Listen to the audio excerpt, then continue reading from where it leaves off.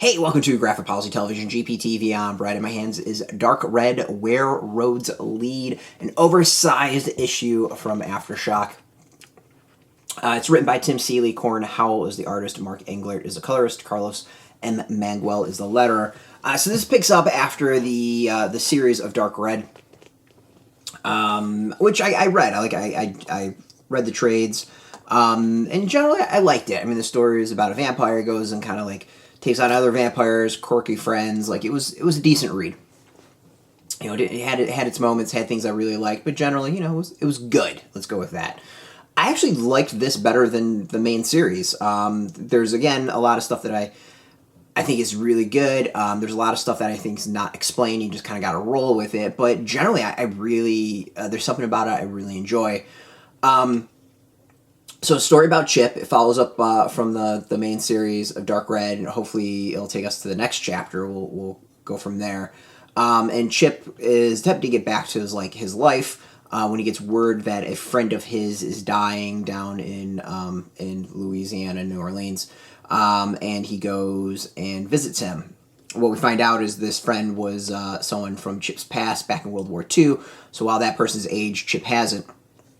And his friend passes away, and he has to go to the other side to go rescue his friend, kind of battling through hell and exploring his past. There's something that's really interesting. I mean, I there's a lot I like about it.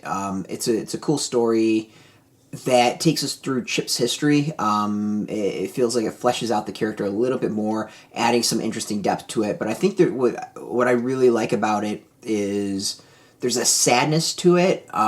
There's a sadness that I think works really well towards the end. And I don't know if Tim Seeley meant this as a theme of it, but at the end, or somewhere, I don't remember exactly where, Chip goes off about him being a veteran, his buddy being a veteran, and just kind of like, while we celebrate the flag, you know, while we celebrate these wars, we don't celebrate the people who fought them. And there's just a lot of subtle stuff about that, and it's interesting in that, you know, Chip is kind of forced to go back and re-examine his life and his status as being a veteran, what happened there, and there's this, I think, very interesting reflection about, you know, how we treat our veterans in real life, and how Chip is treated, how, of course, Joe's treated, but more how Chip's also treating his life. There's definitely some layers there I think is really interesting to explore. And again, I don't know if Seeley meant to do that, but based off of some of what is said dialogue-wise, I think there's something there. The big thing off of this is it's clearly leading to a new volume. At least I'm assuming it's leading to a new volume. There's a return of a character on the cover, you can see. But if you haven't read the series, you don't really remember it. It's just kind of like an to it. And that was kind of my take on it. I was like, I mean, it's been such a long time since I read the series. I don't friggin' remember who this character is. Like, I think I do, but it just didn't have an impact other than, like, this was a bad person he dealt with. So, and that kind of, like, didn't quite, I think, have the impact of those who might be, like, die hard into the series. But generally, like, I like it. Like, the story was pretty solid. I think there's some little depth to it, whether or not it's meant to exist. You know, there's definitely some stuff to, like, chew on and think about.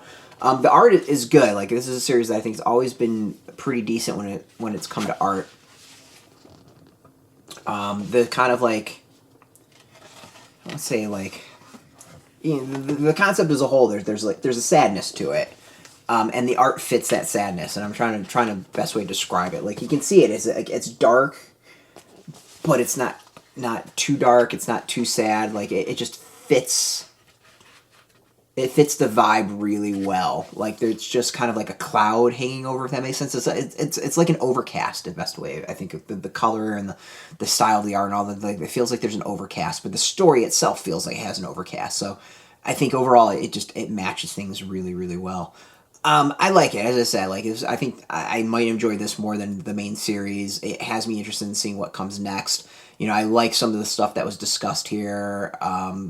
You know, there's a lot of potential for this series going forward, and I hope we get more. I don't know if anything's been announced, so we'll see. Like, I'm crossing my fingers because, you know, this was good. The previous series was good, and, you know, there's some good potential here, some really cool ideas. So out now. You can go get this. This is in shops. We got a link beneath this video. Put in your zip code. Tell the comic shops near you.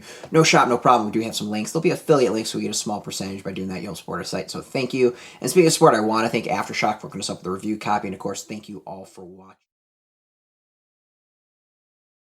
Hey, thanks for watching the previous video from Graphic Policy Television. Just by watching, you help support our site. Thank you so much. Now, if you're watching these videos, you probably care about geeky things like movies, television, comic books, toys, games, video games, you name it. You can go and subscribe right now to our YouTube channel to stay in touch and catch all the new videos, or check out our website at graphicpolicy.com. There's a nice link on this end of the video. But as always, thank you for watching. Keep on rocking and keep it geeky.